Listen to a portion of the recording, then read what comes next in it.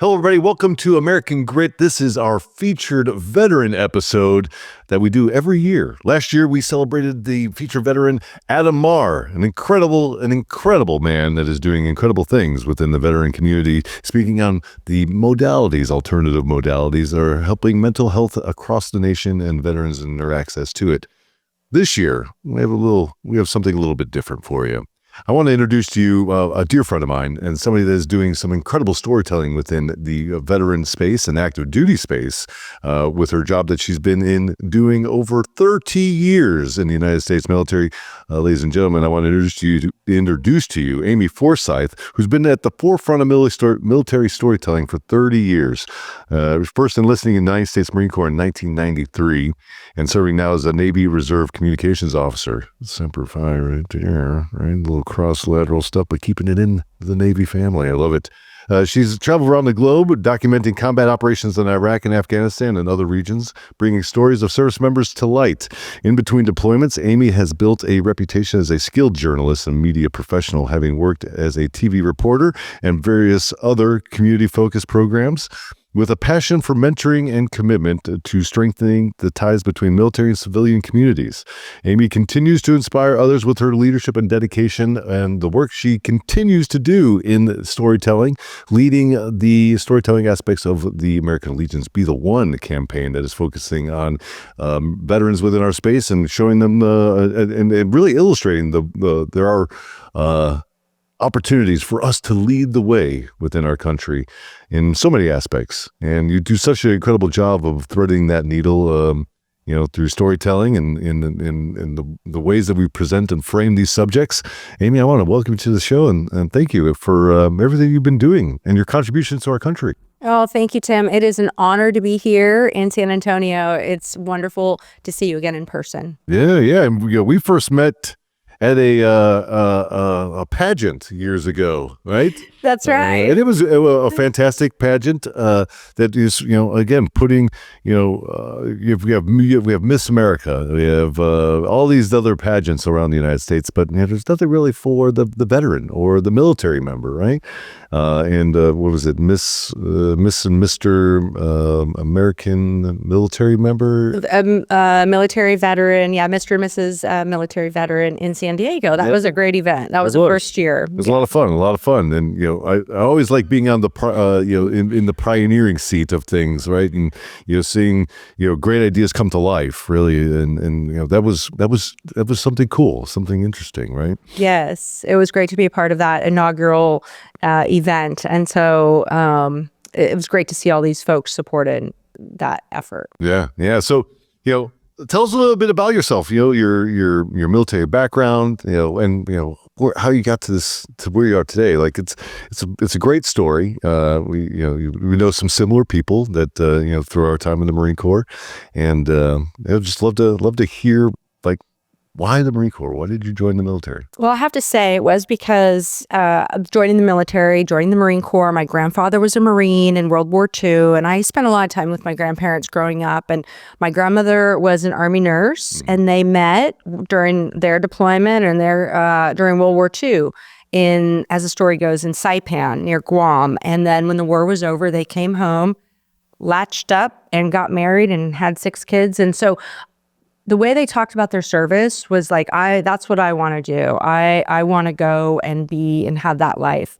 And of course, I grew up in near San Francisco, and they had the Fleet Week, and I saw Marines walking down Broadway in their dress blues. So I was like, that's what I want to do. Yeah. And so I ended up joining the Marine Corps, enlisting in 1993. And I knew specifically I wanted to work in community relations. I wanted to work with having a camera, taking pictures, telling the story of our troops. And I knew that if I could just master learning how to use a camera, I could be of value. Back then in the early 90s, women serving either admin or, maybe in logistics. But working as a combat correspondent, that legacy storytelling was just a passion of mine that came to life. Where did it come from? Like, I'm always interested in and curious of where people's inspirations of, like, their life's path, how it all comes to be. I look back and I was on the yearbook team at high school. Yeah. So I love photography, but I really was inspired by the Toys for Tots program and the community engagement because, you want to support that. I learned later that the Toys for Tots was really a Marine Corps Reserve function, but their interaction with the community was a part of that inspired me. If I could tell the story to the community, we could help the recruiting effort and then really help bring more appreciation for our military members. And so I lucked out. I got the job that I wanted. I passed the English test and the typing test back then and was able to fulfill that dream of mine by attending the Defense Information School. Back then it was in Indiana, and went through the coursework there. It was really top-notch journalism work.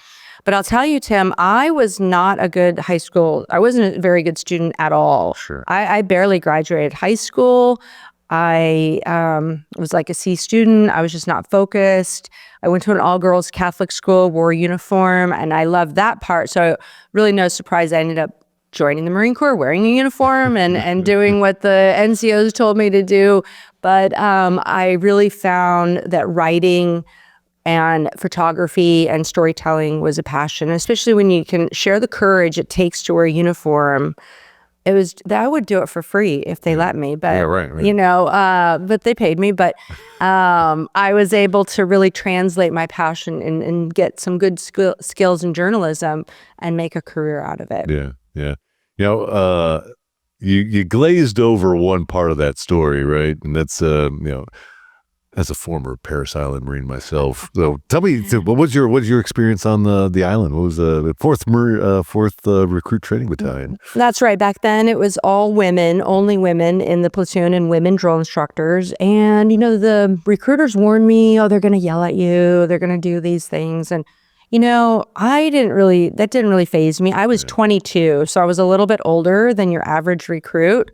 So I found it really kind of comical, and I didn't really take it too seriously. I knew they had a job to do, and my mom screamed at me all my childhood, so I was used to the screaming and the running around and everything. So I found it very easy, actually. I don't mean that in a boasting way, but I was there to train and I was there to learn the Marine Corps heritage and history, and I did that. And I ended up I thought that the other platoon mates, the other fellow female Marines, really hated me.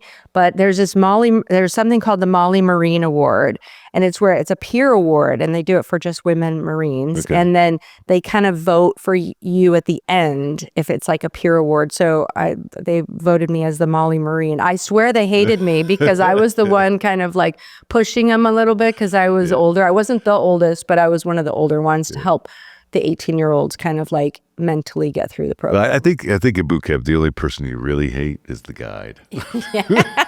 Yes. And she was, she was 29 years old. I already hate her. Yeah. And so I was sort of in the mix, but it was, a kind of a fuzzy memory because I really almost just kind of, blocked it out and brain dumped that all that stuff. I have vague memories of it. I've never been back to Parris Island since. Oh wow, really? Never. Oh man, I was I had the luxury of going back 2 years ago, and it was after COVID, so it was this really weird spot, seeing Marines walk around, some in mask, some in not mask, and the command didn't really figure it out yet. But I'm a 1st Battalion Marine, so it was all up at Main Side. And I'll tell you, my experiences of coming across female drill instructors on the island, no, it was awful. It was keep your head down, eyes to the ground. Just hearing them scream across the chow hall, my goodness. But it was when I went back. It was different. It was different, but the same. Everything's the same. Still the same steamer that pushes all the energy around the island. It's a lot of it's crazy. It's crazy. But what I did was I went around every sand pit that I got slaughtered at when because I was not the best recruit. And kind of took some film, nostalgic video there, and just brought me back. It was a good time. I know. I would love to go back one day, and it would probably all flood back to me, the memories, but such a great foundation is to step off from. And And you were pre-Crucible Marines, right? That's right. Yeah. Yes. That's right, yeah. Yeah, it was a defining change in the Marine Corps. That's right. I mean, kind of when it was easy to get through, that 54-hour evolution is tough. And so, but it's good to know that the Marine Corps still is making those challenges harder. And when Marines graduate, they've been tested. Yeah, absolutely. That is very true. Very true. So you started, well, you had a whole career of combat correspondence, right? I find that fascinating. Like, so I was an Amtracker, I was on the mech side, then I was on the infantry side, and you get all the pogue jokes and all that stuff, but I've never really came across a combat camera person. Like, what is that job like? Well, really the goal is to capture and document and share the courage it takes to wear a uniform. And so with that in mind, it's all about the people, and it's about really learning about all the different jobs in the Marine Corps, and just getting invited to go, hey, come cover this, come cover that, and then really relaying that story to people. And I'll tell you, in 2000, so I served 8-year contracts, 8 years on active duty. I left in 2000 so I could go back to school, finish my college degree, because I was going to be the next Barbara Walters or Christiane Amanpour. I was going to go report the news from around the world. And then I stayed in the reserves because I still love the Marine Corps. I just wanted to be able to finish my college degree. Yeah. And 9/11 happened. And so everything changed for me. I got mobilized right away for the very first time to go to Afghanistan. And so from that point forward, I knew that was something that was really important to me. So in 2002, I went to Afghanistan and was assigned to a joint task force and worked with the Army and just was able to document everything. And then kind of caught this amazing wave of deployments and opportunities and mobilizations to go to Afghanistan. Then I did 2 tours in Iraq in 2006 and then again in 2008. So at the height of combat operations in 2006, I was in Fallujah and Ramadi, documenting what we were doing there, documenting combat operations. And so no 2 days were ever the same, but truly was the best job in the military because you're out with people doing the work and learning about it and being able to relay that to the American people, to the media, or to commanders. They want to see pictures, they want video, what's going on out there. And then the video and the photos that you see on TV, like CNN or MSNBC or Fox News, there's all footage from, let's say, me or people like me, and they say it's DoD footage and historical data now. But I just loved it. I loved it so much. So I was 18 years in the Marine Corps, and then I had an opportunity to get a commission in the Navy. So in between my deployments, I did manage to finish college and get my bachelor's degree. I call it the 17-year plan because it took me 17 years to finally accomplish that goal, where when I was 18, I just didn't have the means, I didn't have the grades, I didn't have really any way to go to college. I tried, but then I ended up joining the Marine Corps, which was really my path. And so 17 years after that, I graduated from college and I went on to get my master's degree. And then the Navy commissioning program is a direct commission program. Opportunity came up, I got selected, and then that's what transferred me over to the Navy. And so I continue to be able to shape the narrative, really, and tell the stories of the Navy and all the services as a public affairs officer now in the Navy Reserves. So, until they kick me out, I'll say, or until, I can't anymore. But I'm currently assigned to Naval Special Warfare in San Diego. So probably my final command, where it's just an amazing ride. And I'm so lucky to be able to tell that story and survive, be healthy, all the way through those 5 combat deployments, and then travel around the world to Africa, Europe, Romania, Poland, Sri Lanka, Singapore, Malaysia, all these places that Uncle Sam met me to tell the story. Yeah. Did you have you registered for your burn registry yet? The which one? Burn pit registry, yeah? I have, Good. yes. Good. That's very important. Yes, when it first came out, I really felt that that was a step in the right direction because I'll tell you, after coming back from 2006 deployment in Fallujah, we would run right by that, walk by it. It was omnipresent. The burn pits were omnipresent. We'd go there almost daily to make a dump or something. But one of my Marines, she was corporal, 21 years old, came back within days of returning. She was diagnosed with kidney cancer. She lost a kidney, she lost some ribs, and she went on to become healthy. Yeah. And then in 2008, a master sergeant that I worked for, he also had cancer. And so there was a connection there that there are definitely threads of cancer around. And so now we're seeing these clusters of people that were at certain places. And so one of my favorite organizations is Hunter 7 Foundation, that they're doing that research to connect the dots on people who've been diagnosed with cancer. Yeah, it's important work, right? There's a lot we still don't know, right? Yes. And but I think the good work that's happening is, I was just reading earlier this week, right, that the VA is adding more cancers to the presumption list. So looks like the VA is very motivated to, really, expand the program so more people are being wrapped into it and getting the help that they desperately need, right? Because I know, just like you, so many of the people that I deployed with are gone because of these cancers. Like I've said it, several times in this programming is, my colonel's gone, my XO's gone. A lot of my friends are gone. Now they're taking their lives with suicide too, right? So it's like, it's endless. It seems like more people are dying at home than we've lost in combat. But that's a whole nother conversation. But there are so many great resources out there, and because of brands and foundations that you're working with can bring that to light, so people don't have to be in the shadows or be afraid to speak up or. Yeah, absolutely. And that's to tell their story. Right. And that's the most important part. Like, there's so much part of the storytelling. And, I'm curious, from your unique perspective of being the observer, right, in many different circumstances and situations, you are a prime person to ask this question, right, is, as an observer in both Iraq and Afghanistan and watching combat operations and being attached to some, interesting door-kicking opportunities, I'm sure. What, in your opinion, was the difference in doctrine between the Marines' approach in Afghanistan versus their approach in Iraq, right?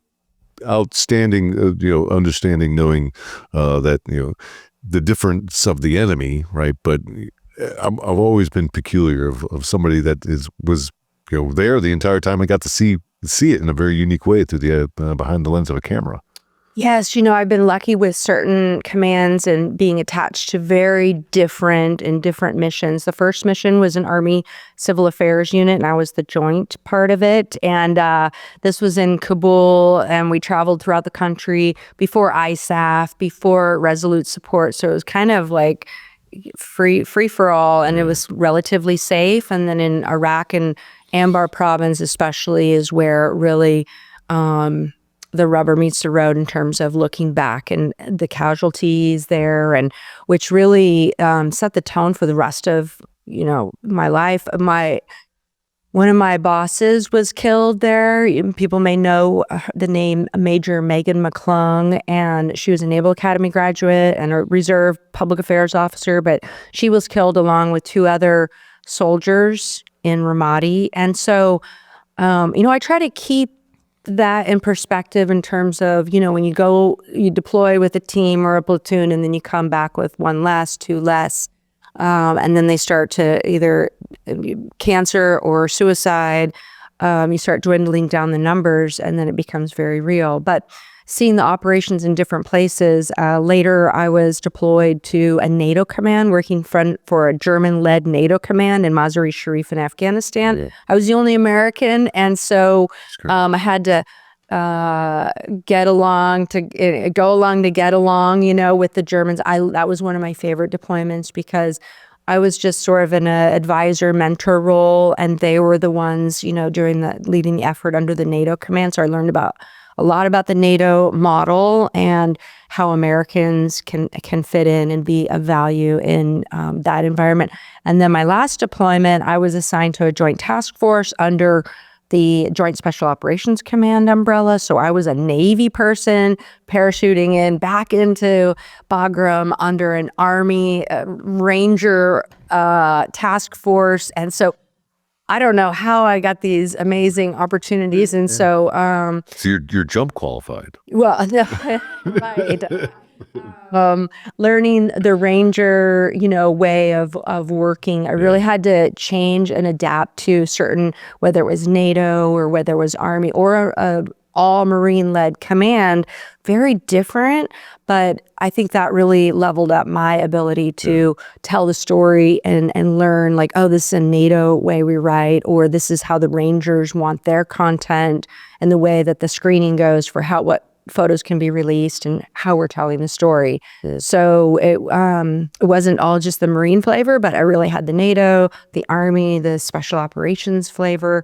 So that was really a great learning experience. Oh, yeah. Absolutely. Yeah. But, coming from Marine units, right, I always joke around that Rangers are just Marines with a bigger budget.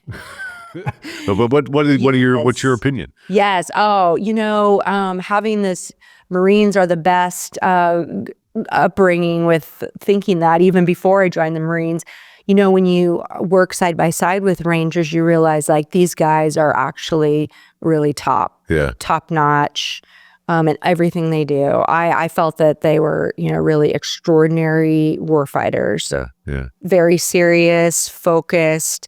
And I really enjoyed working with them. Yeah, great. That's great. Yeah, I know a lot of Rangers, and they are intense individuals. They are. And, it was interesting that I thought, oh, good Lord, here I come, a Navy female reservist, three strikes, kind of like, who is this person wanting to come in or being ordered to come and insert into their task force?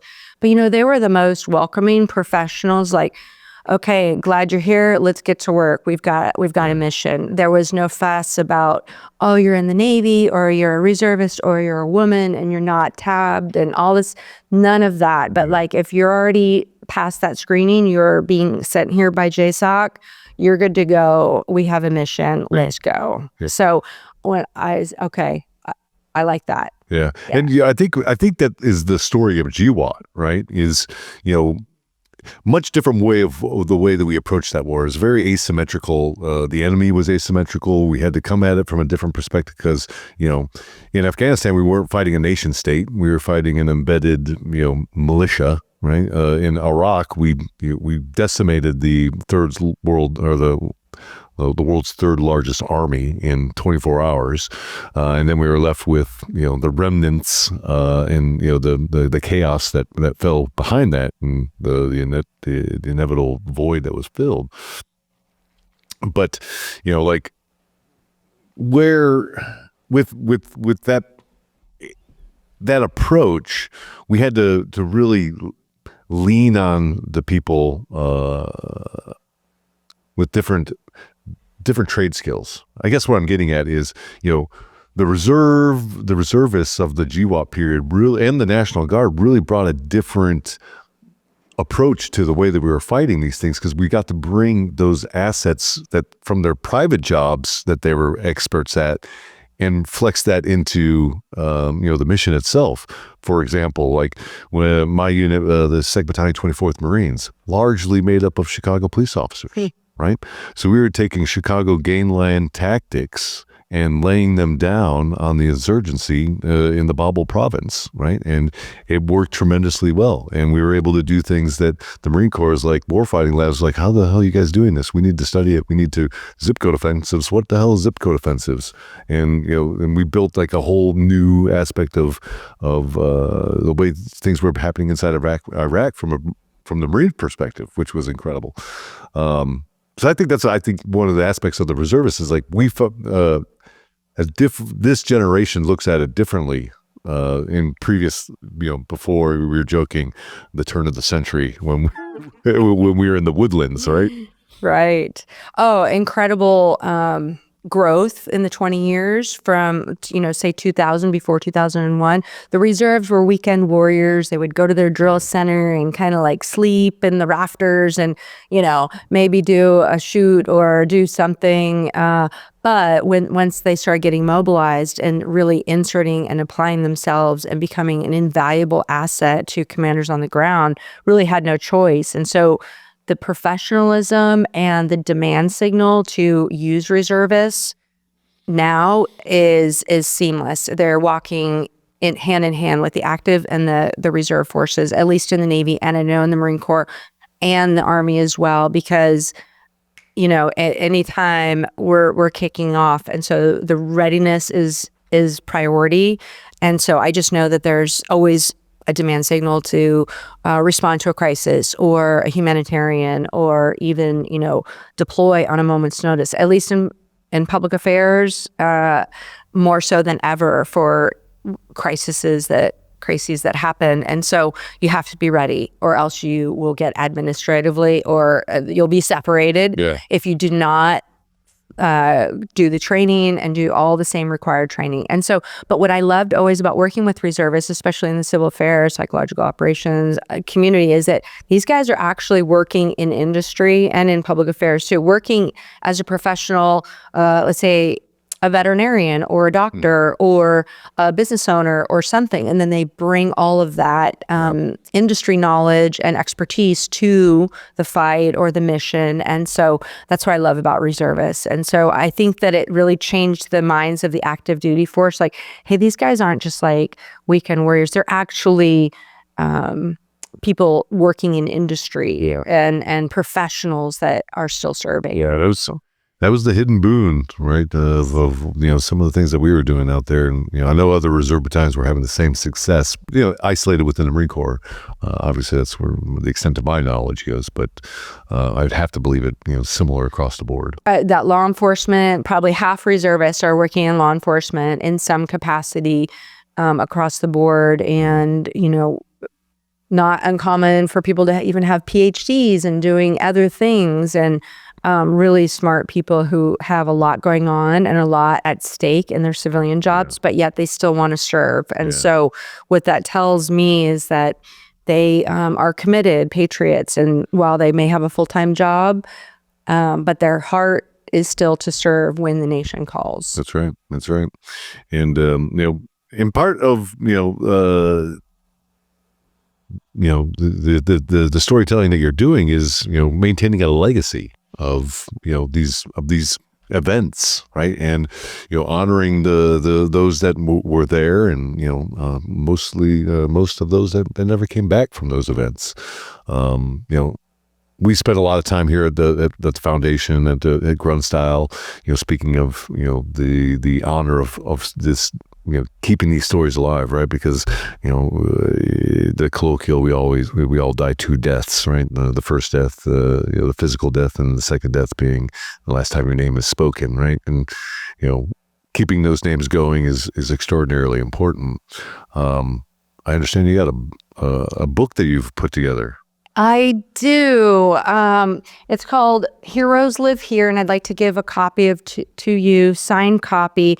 It's really a passion project that started from just taking photos of the memorials on Marine Corps Base Camp Pendleton.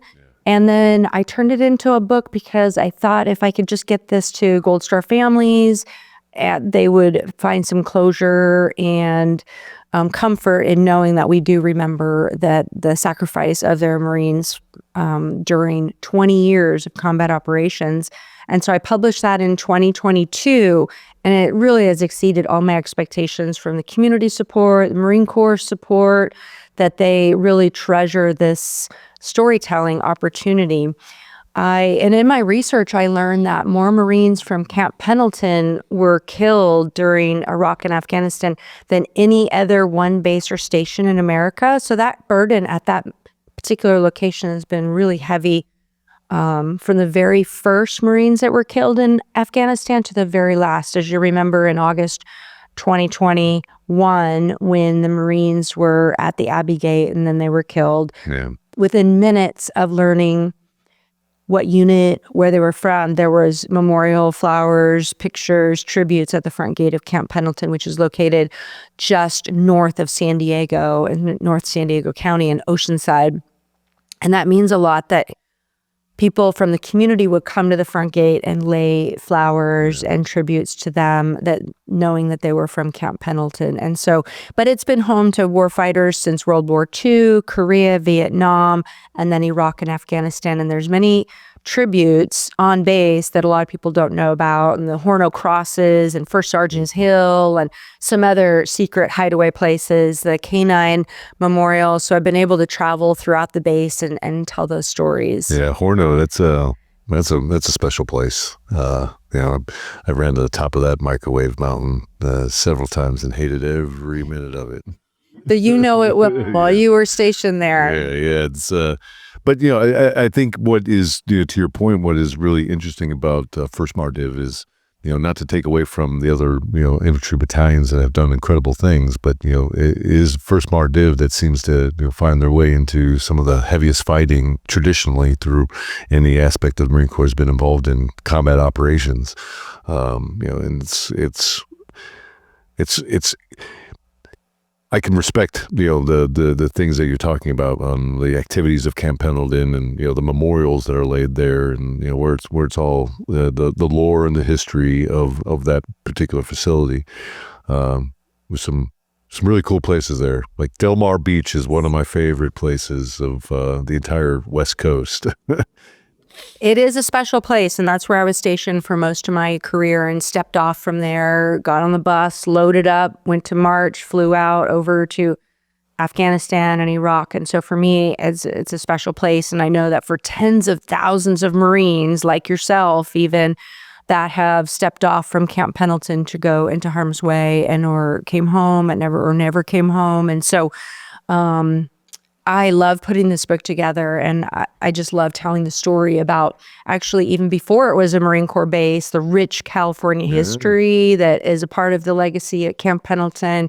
And so Heroes Live Here just seemed like a tribute that the faces and the names change, but the spirit is still the same. And it's very specific mission of the 1st Marine Expeditionary Force and then 1st Marine Division. The legacy lives on and continues there to train and make Marines warfighters and more capable for when the nation calls. Yeah. I'm really surprised. I was there not too recently, and let's say what it is, man. When I was there, Oceanside was a shithole. But it is so beautiful now. I was looking at some of the real estate there, $8.5 million for a house on the beach, right? In the 90s, there was the slums. Yes. And then the pier just burned down. It did. There's a lot of fond memories of that place. Yeah. So the restaurant at the end of the pier sadly burnt down, but I think they're going to recover and rebuild out there. But you're right, Oceanside has been home to Camp Pendleton, and they love the Marine Corps. And you hear the aircraft and the explosions, the training going on, but everybody really gets behind the Marines at Camp Pendleton. Daytime population is about 100,000 people. There's about 45,000 Marines stationed there, along with their families at any given time. And so it is a special place, a West Coast training base named after Joseph Pendleton. He served all around the world and knew that the West Coast was going to need an amphibious training base. He retired and moved to Coronado, became the mayor of Coronado, and then died just a couple months before they inaugurated the base in September of 1942. But it's been home to people like us, come from all over the country and call it home. And I just love telling the story of the legacy of the Marines and how they've preserved the history, especially during Iraq and Afghanistan. Yeah. The stories there. I used to, as a young PFC, when I didn't have a lot of money, I would, for shits and giggles, I would take the bus around just from all the areas because there's nothing else to do.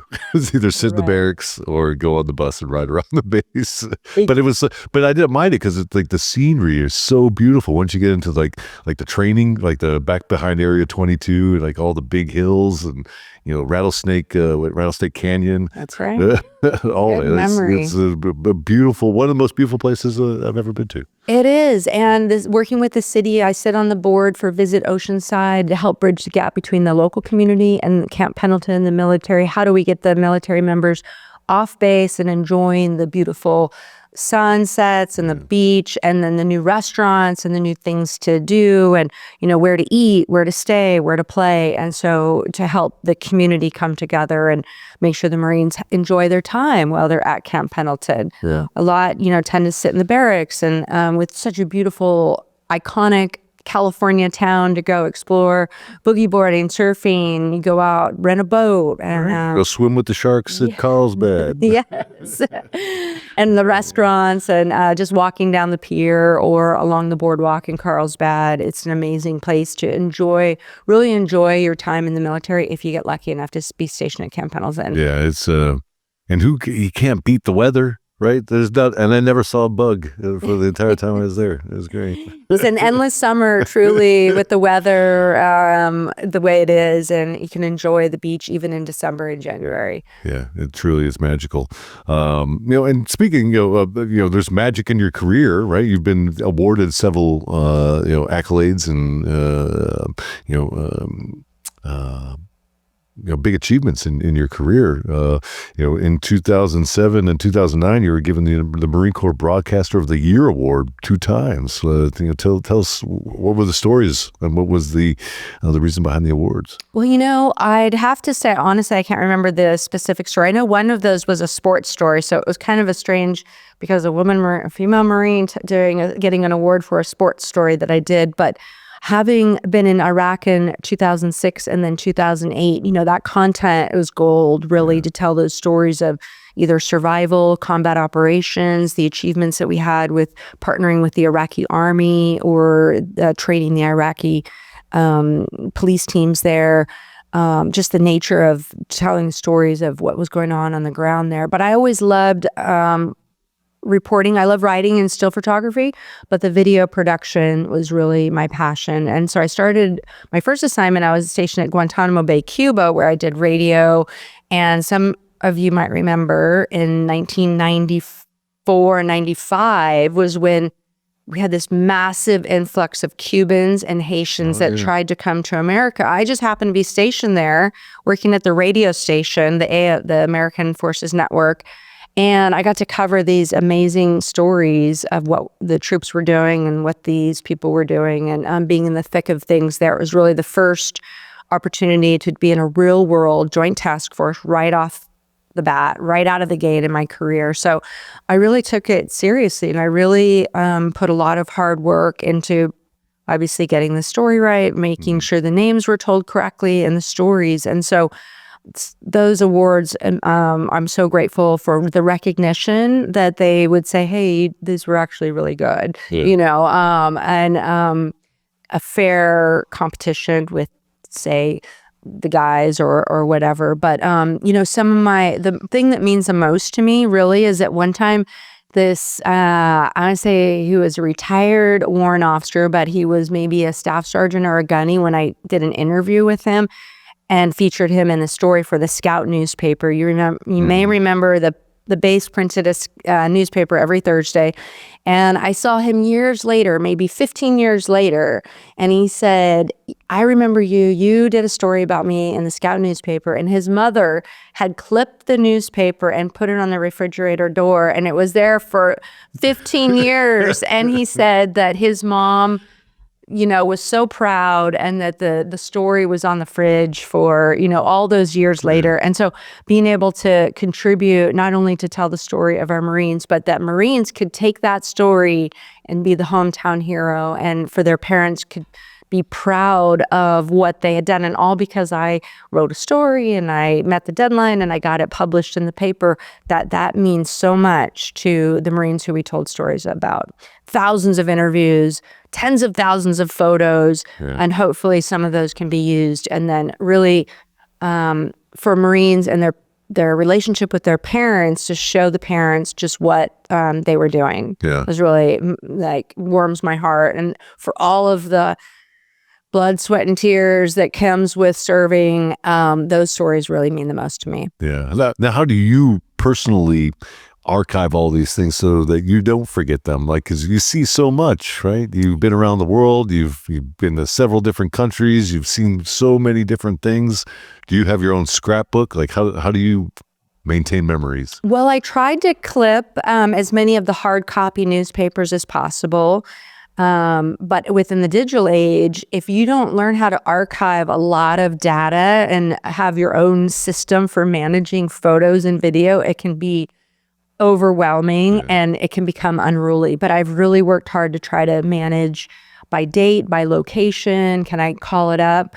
I'll tell you, not a month goes by, I get calls from documentary filmmakers and people who want our footage from Iraq or Afghanistan that I've taken, or imagery, because they're trying to do something now to tell the story. And I'll have to go back and try to find it and provide it, because a lot of these 20-year anniversaries are coming up, 20th anniversary of the Battle of Fallujah or some other type of Yeah, it's right around the corner, man. I was there. project. Exactly. Yes. And so people reach out and say, hey, do you have any footage from this event or that event? And not only my own, but I was kind of an archivist for our teams, and through the years working at the MEF and the division to try to archive all that, but realizing that is going to be the historical record and account of what happened. And so making sure I have that digitized and ready to go is really a priority for me. But yeah, is it a considerable amount of time, as you know, how hard it is to archive data. Yeah. Now, does this 20th anniversary have any markers for you that they're like, oh man, like take you back moments? It does indeed, or even a 15-year marker or a 10-year marker, because with my multiple deployments and without photos, it all blurs together. Yeah. Where was I? Was that Iraq or Afghanistan? And without photos, I probably wouldn't remember. Just have to like brain dump it, Yeah. But the photos do provide a recollection and then trying to label or know where it is. But the 20-year marker for me in 2004, I had returned from Afghanistan, and actually I got mobilized for a one-year tour working at the Defense Information School, and we were pushing out new teams to go to Iraq. Like we were ramping up. And so I got a chance to work at the schoolhouse teaching.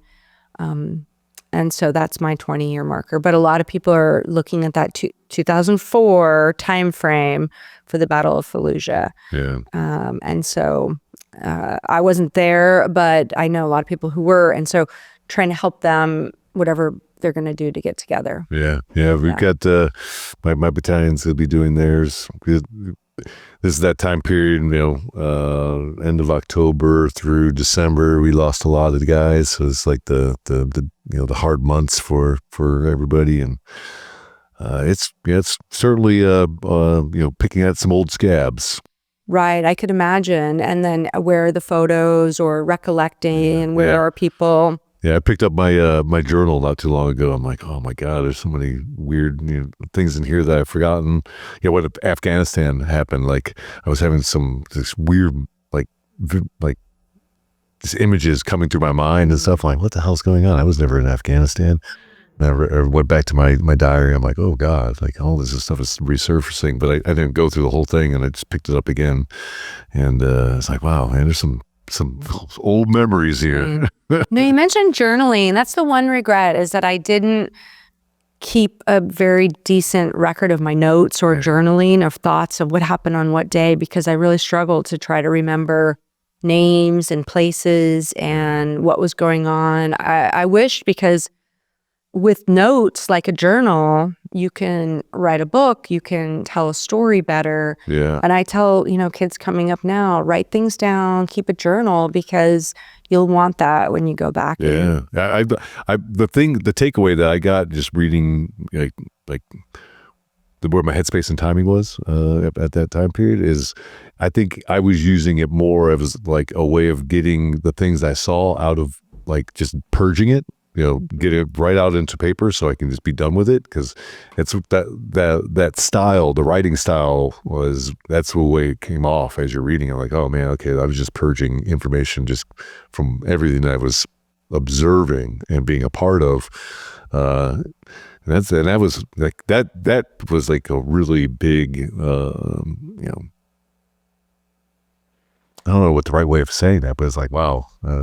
It can be very cathartic, or a way to get it off your chest, and then it's nice and safe in a journal, and it's not stuck here, but it's on paper. And I have learned that really helps me. If I'm having too many overwhelming thoughts, I like write it down in a journal or make my to-do list, so then I can aside, and let it go. That is my favorite thing to do. Is like I will reprioritize like 50 times a day. Like, okay, I feel like that.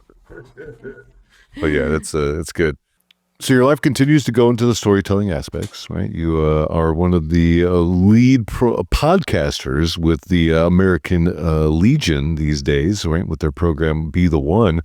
Which I think is absolutely fantastic, right? To see what the American Legion has done over the last few years to revitalize their membership and really start speaking into that GWAT veteran was amazing. My hat's off to them. And what I think is leading is the Be the One campaign that's really illuminating what we all as veterans bring to the table, right? In any state and circumstance, right? We have a lot of assets, a lot of resources, and a lot of experience. And I think the American Legion has finally like really harnessed that. And you guys are leading it through the communication arms and storytelling by podcasting. How did you get involved with that? Well, I'll tell you, in between my deployments and moving around, I worked as a TV reporter, on and off, in between deployments. And then I got a job working for the DOD, and I vowed I would never be a federal employee. But sure enough, I got a job offer to go to Guam and live and work on Guam as the bureau chief, covering stories of our military operating in the Indo-PACOM area of responsibility, based in Guam, doing radio, television, print, writing, everything. And after 5 years, I came back to the States and worked for the Marine Corps as a public affairs officer on Camp Pendleton. And I recently left that in December. It was time for me to retire. And so I got connected with the American Legion. They were looking for someone to host this new outreach campaign of Be the One, and our friend Waco Hoover was chairperson for Be the One. And so it was just a natural fit for me because I had done radio, television reporting through my career. And so although I was trying to scale back on my work, but this was just too good to pass up, and I wanted to be a part of that initiative talking about veteran suicide. And we're really going to expand the aperture a little bit more to not only just veteran suicide, but overall wellness, because I think while veteran suicide is, it's awful and it's too many, too soon, too often, a lot of veterans live somewhere between, kind of doing okay and not quite suicide. So how can we reach the majority of the people with wellness and ways to improve their life so that they're functioning and thriving post-military? And so Be the One can be anything. It can be the one to talk about resources, about jobs, about education, about wellness and alternative therapies for PTSD. Suicide's a very hard topic. It's difficult. Yeah. So we don't want to necessarily just stay in one little corner, but be the one and expanding. And American Legion, I didn't have very much contact with them at all. I kind of was in this mindset that it was kind of an older crowd drinking at a Legion hall or something. I'd never been in. It wasn't for me. And so, but they reached out and invited me to participate. And so that's how I got involved. And so I really love the connection with you. We're a special guest. And of course, Waco kicked us off with the first episode, but we have also the Tango Alpha Lima podcast, which is a little more lighthearted, but the Be the One overall strategy to talk about veteran suicide, but really, and then we're going to open it up to like wellness and opportunities. Yeah, it's super important, right? Adam Marr is, like we said earlier in the program, is part of the Be the One and the podcasting, and I work with him in so many different aspects of alternative modalities, mental health treatment. I tip my hat to the American Legion. Like, having the conversation of like alternative modalities, that's a hard conversation to have, right? Because not a lot of people really embracing the idea of psychedelics as being a modality of treatment. I'm encouraged to see like the American Legion get involved in it. I'm encouraged to see the VFW taking steps into understanding it and being more engaged with it, because it's real, right? It is an opportunity for us as we are all looking, to understand the suicide epidemic that's happening within our communities, right? I'd be curious to, hear your perspective, as you're having these conversations on the Be the One program centered around suicide. What is your opinions on psychotropics and the administration of these modalities, the current way of treating mental health within the veteran community, SSRIs? I'm curious. Do you have an opinion? Do you have where do you stand on it? Well, Tim, I hadn't really known that much about it. I sort of heard on the periphery of what it is and how it can help, but speaking with people like you and the Capones of Vets Inc. and Adam, who was a guest on the podcast as well, I have been so well educated on that and hearing their perspectives that hopefully through that message we can get the word out to other people like me who've had no exposure to that sort of treatment. And so just in the mainstream, to reach those people, I think is going to take different communication mechanics to reach people where they are, whether it's a podcast, written form, documentary, video, through traditional media means. And so every chance we get to steady drumbeat of who is doing it, what are the gains, what are the outcomes, to, I want to say normalize it, but test it, research it, find out who's working, who it's working for. And we talked when we met at the Military Influencer Conference about it's becoming more accessible and people are really seeing great progress. Yeah. I'm encouraged. I think it's fantastic ways to get a handle on that, and I think so. With understanding, maybe with under supervision and with proper treatment, what do we have to lose? That's it. What do we have to lose at this point? Because I'm not willing to give up another life. I'm not willing to watch another one of our friends or loved ones take their life. I've had a lot of death in my own circle, between my family and loved ones and, friends that have just taken their lives within the last 4 years, right? I think that's the story of a lot of us Americans right now, right? It's just a lot, and we can do a better job. And, we always owe it to ourselves that we have to do better. Yeah. I mean, and I grew up in the 70s and the 80s where, these sort of things were being done, not under supervision. Right. So I think that there's a lot of room for learning. And if the academic arm could get involved and help the VA and sort of break down those stereotypes, we've been groomed and grow up to think these are all illegal. It's wrong. There's no room for that if you're going to be, a straight up citizen. But when done properly, I think that we just need to expand and explore more. I would love to have more people who have actually done it and then come to talk about it, talk about their own personal experience. I think that we're moving in that direction. I'm working to get someone booked on the Be the One podcast because I think that that's where the direction we're going. Yeah, it's incredibly important, right? Having the right person that's willing to be a bit vulnerable, right? Because it is a very vulnerable conversation. But I think that's where we have to be right now, right? It's time to the mask is off. Right. And now the question we have to ask ourselves is, what are we going to do about it? Right? Are we going to continue with the status quo, or are we going to take action? Are we going to be the one? Are we going to stand up and be counted and say, not anymore? We're going to make a difference. And I think that's largely why I'm so captured by you, Amy, is that you see it, right? You're out there, you're doing it. You're beyond service to country and citizen. You're continuing to find ways of being engaged and involved, and I think that's why we really are encouraged and really behind this featured veteran program and identifying and bringing people like yourself to the forefront of the veteran community and saying, listen, we can all be the one, and it doesn't take much. It just takes a little bit of action and maybe a little bit of planning.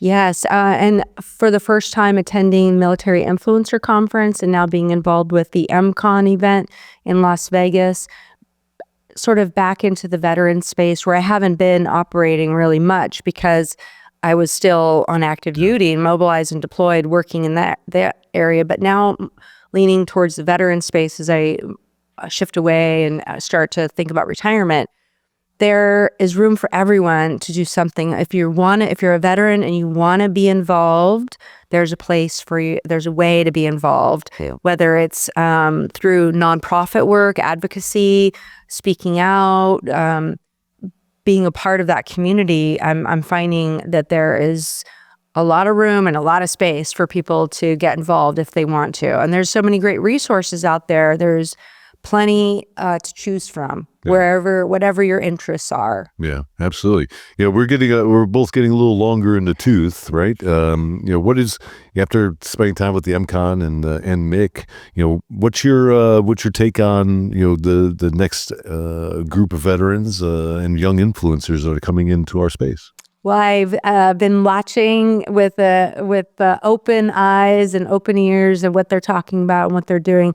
I think it's wonderful. I mean, there's so much great talent and energy out there, and it's time for that next generation maybe to come in and be the influencers. But I really want to help people build the confidence to share their story. So as veterans, it doesn't matter what your job was, if you went to combat or not, it doesn't matter. But there's appetite out there for, let's say, high school students, college students, ROTC, veterans groups who want to hear stories from veterans. And so, and it is the number one question I get asked all the time is, hey, I saw that you wrote a book. I want to write a book too for the veterans about their story. And so I think it's so important. The call to action really is, if you have a story you want to tell, get out there and tell it, whether it's through photos, online, your Instagram feed or YouTube or a book. There's so many ways that you can tell your story. It's very cathartic to be able to share your story. And for veterans groups, especially out there, they want to hear and connect to the next generation of veterans. And so one speaking event could lead to the next. And so to share the courage it takes to wear a uniform, whether it's you're just the messenger, you can talk about you, or you can talk about there's a story about this that happened, or there's a story about the history of this particular unit that did this amazing thing. You can be the messenger, but those stories, if they're not retold, it gets hard out there for the recruiters. So you got to give the recruiters some love and some help. They're working with barely nothing. So the veteran community could come in and help share. And because, when we joined, maybe someone you knew was a veteran, you said, yeah, I want to join because I want to be like that guy. Right. We all knew someone that was in the military or in the Marine Corps and said, I want to be like him or like her. So if they can see these successful people and say, I want to be the next Tim Jensen, okay, well, you got to join the Marine Corps and get out and go start a company or work your butt off to be in a leadership role. So when they see successful people and sharing their story, that's what I think is going to drive a recruiting. Top talent attracts top talent. And so the more top talent out there who are veterans, they're getting out there to tell their story, you're going to help the recruiting effort is what we need. Because really all of this, Tim, is all nested under the desire and the goal to have a strong military. Because if we don't have a strong military, well, then we could just kiss it goodbye. Yeah. Well, everything is at jeopardy, right? Yes. And, it's part of our responsibility, right? Is I'm of the firm mind and belief that, even though we may have taken our uniforms off, right, the word and bond to the Constitution is forever, and we have an obligation of showing the rest of the country what right looks like, and we have the unique ability as veterans to do that, right? Because we have skin in the game. We know what's at stake. We have good ability to organize, and we have character and values that align to this idea that it's to the idea that one is willing to give their life for this concept of liberty and freedom. Like that is ultimately what this is all about, right? Are we willing to give our lives for what we have today, and ultimately, what do we want to pass on to our children, right? And that's what we're all charged with. And your business here, Grunt Style and Grunt Style Foundation, and your messaging goes to that. And what we're seeing now is a lack or a decline in patriotism and those willing to make that sacrifice. And so any chance we get to inspire the next generation, inspire them with patriotism and stories of courage, that's what they're looking for. And so we can just connect, make a list of, for listeners out there, make a list of your local veterans groups or high school groups, ROTC groups. They would love to have a veteran in there to talk about their stories, and especially the young veterans. So we've got some older veterans, which is great too, but that next generation coming on in. And you're partnered with some influencers out there who are getting a lot of impressions out there, which is great, because I see in the threads and the chats like, hey, I want to join the military. So just by the fact that they're out there talking about their service, it is catching the attention of young people. And so by way of the social media, they're also they're not recruiters, but they are recruiting people. Yeah. I mean, everybody's watching, right? Yes. The youth of America is watching all of us right now, and there's a lot of head scratching going on. Right. And we could do a better job. And that's not to say that we can't. As veterans, like get involved in the Boy Scouts, right? Get down at that grassroots level of being there for the next generation. Again, the next generation of Americans. Show them what right looks like, and give them the tool set that that it's okay to walk up to a police officer, right? And when we were children, and say, "Hey, my name's Tim," and have a conversation with a police officer, because that was encouraged, right? Now we have this wall that's being built up, and is that what we want? Is that what we want to hand over to the next generation of Americans? I don't think so. It's heartbreaking to see the level of disregard or dismissal of our law enforcement, first responders, and even military. You see some of these National Guard guys and girls out there holding the line, let's say in a civil disturbance or something, and the way they're berated in public is truly heartbreaking. And so reaching kids at that,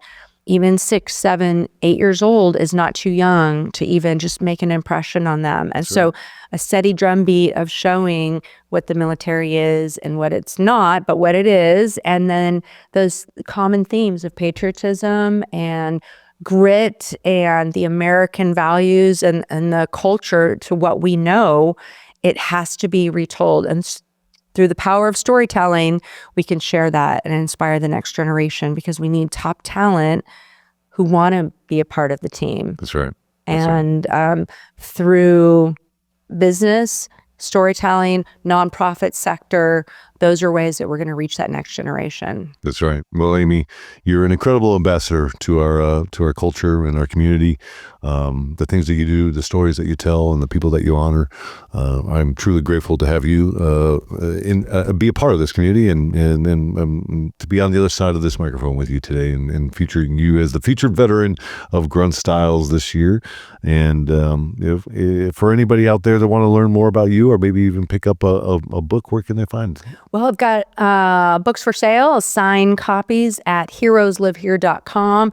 You can find it on Amazon, Barnes & Noble. But if you order through me directly, I am able to sign it. The order comes to me, I can sign it and put it in the mail.